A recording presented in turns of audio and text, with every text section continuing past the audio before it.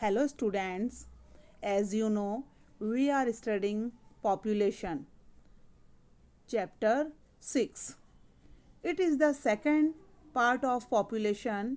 In the previous class, we have studied about population, population size and distribution, population growth and process of population change, and also characteristics and qualities of the population, and their density, census, ये सभी topics हम previous class में पढ़ चुके हैं. And today I will start a new topic, process of population change and growth. There are three main processes of change of population. The first is birth rates, death rates and migration. Birth rate. Birth rate means birth rate is the number of live births per 1,000 persons in a year. In India, birth rate have always been higher than death rates. Birth rate क्या है? Birth rates जो birth जन्म लेने वालों की संख्या है कि पर 1,000 पर्सन्स में कितने पर्सन्स की ने जन्म लिया है. एंड जो बर्थ रेट है वो ऑलवेज हमेशा से ही हाइयर रहा है than death rates. Death rate is the number of death per 1,000 persons in a year. ये भी क्या है? पर 1,000 पर्सन्स पे और number of death. In India, there is rapid decline in death rates, which is the main cause of growth of the Indian population. जो death rate है वो कम है, बर्थ रेट क्या है? हायर है. तो यही मेन कॉज है, यही मेन कारण है the growth of the Indian population. Till 1980, high birth rates and declining death rates resulted in higher rate of population. 1980 में जो बर्थ रेट हाई थी एंड डेथ रेट कम थी, तो इसी की वजह से जो यही मेन कॉज था कि higher rate of population growth. But since 1981 birth rate have also started declining. But धीरे धीरे हमारे जो गवर्नमेंट के जो एफर्ट्स थे वो सामने आए, धीरे धीरे बर्थ रेट भी क्या होती गई? कम होती गई, resulting in a gradual decline in the rate of population growth. The third process of population change is migration. Migration means to move on one place to another place. It may be internal or international. Migration is a movement of people. It's a movement of people across regions and territories. This can be internal within the country or international. ये internal भी हो सकते हैं and international भी हो सकते हैं. Internal भी हो सकते हैं एंड इंटरनेशनल भी हो सकते हैं. जो हम यदि इंडिया में देखें तो ये जो माइग्रेशन है ये मोस्टली क्यों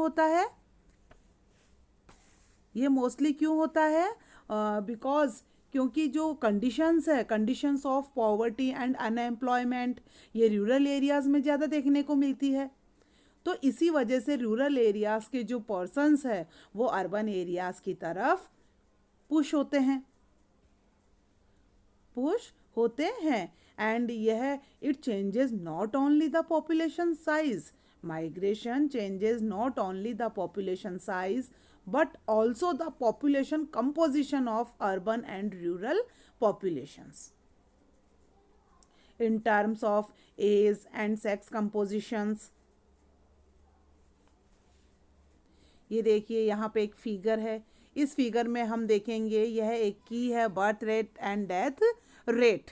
ये आप इसमें नीचे देख सकते हैं 19,001 to 11. यहाँ पे एक आफ्टर एवरी 10 ईयर्स के बाद में जो सेंसस हुआ है उसके रेशियोज़ हमको बताए गए हैं पर 1,000 पर्सन्स में.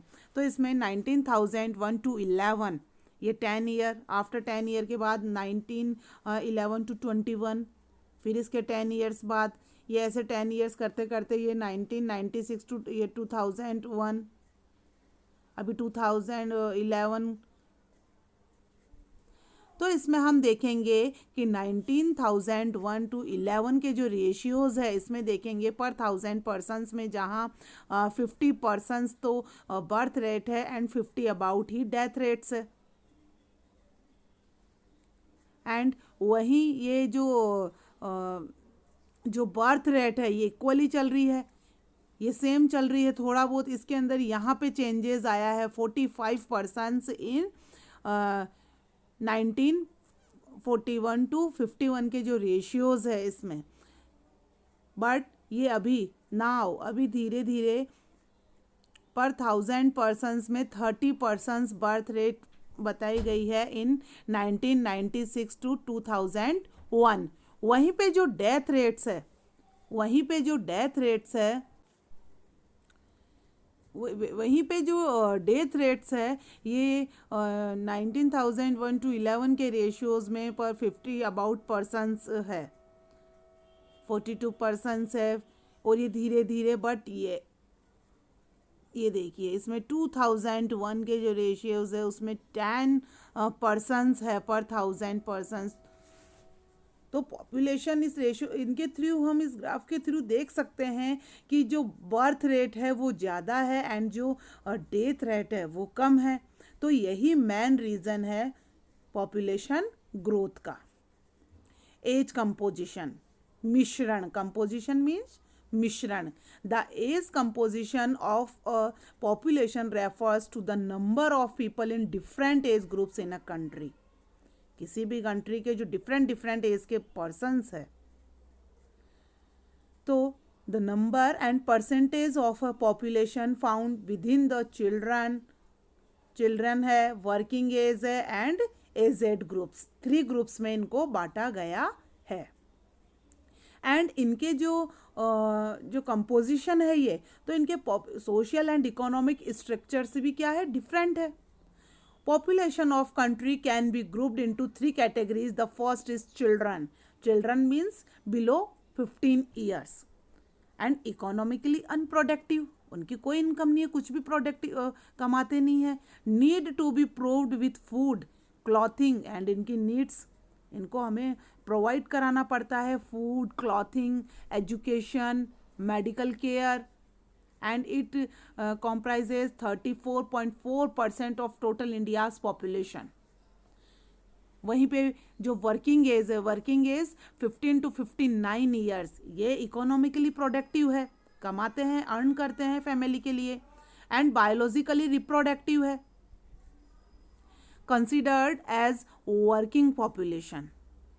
ये वर्किंग पॉपुलेशन है एंड इसकी जो कॉम्प्राइजेज है 6.9% of total India's population. And वहीं पे जो एजेड है 59 years can be economically productive. ये इकोनॉमिकली प्रोडक्टिव भी हो सकते हैं या रिटायर्ड भी हो सकते हैं। May be working but they are not available for employment through recruitment comprises 58.7 of total India's population। ये जो टोटल पॉपुलेशन है उसका कितना बताया गया है, 58.7%। ये देखिए एज कंपोजिशन इन इंडिया में, यहाँ पे जो 59% पर्सन्स है ये एडल्ट पर्सन्स है। Adult persons means 59 above. ये प्रोडक्टिव भी हो सकते हैं एंड नॉन प्रोडक्टिव भी हो सकते हैं। एंड 7% है childrens below 15 years. 34% is age 34 adult, 15 to 59 between, यह प्रोडक्टिव है, अर्न करते हैं अपनी फैमिली के लिए। तो यह है एज कंपोजिशन को 3 ग्रुप्स में डिवाइड किया गया है। Okay, thank you.